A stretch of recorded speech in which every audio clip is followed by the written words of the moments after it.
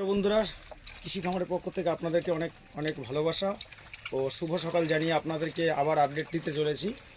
দেখুন এই চেম্বারটায় মাছের সাইজ কেমন হয়েছে। আমি এই 15 দিন পর আবার জলটাকে চেঞ্জ করে আবার নতুন জল দেব।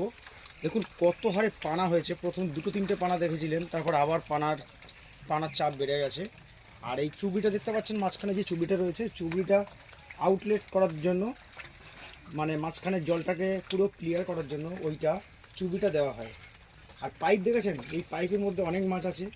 আর মাঝখানে যে কটা দেখছেন ও কটা বাইরে বেরিয়েছিল।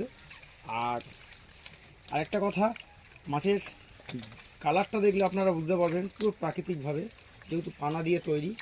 মাটি কিন্তু অল্পই দিয়েছিলাম, মানে এক বালতি মতো, সে মাটিগুলো সব বেরিয়ে গেছে। তা যাই হোক, এর মধ্যে আবার কই মাছও আছে। দেখতে পাচ্ছেন মাছের সাইজ কেমন, আপনাদেরকে জুম করে দেখাতে পারছি না। তা এইভাবে দেখতে হবে। ভালো লাগলে লাইক, শেয়ার অ্যান্ড সাবস্ক্রাইব করতে ভুলবেন না, কারণ নতুন নতুন আরও ভিডিও পাওয়ার জন্য আপনারা চ্যানেলটি সাবস্ক্রাইব করে রাখবেন। ধন্যবাদ।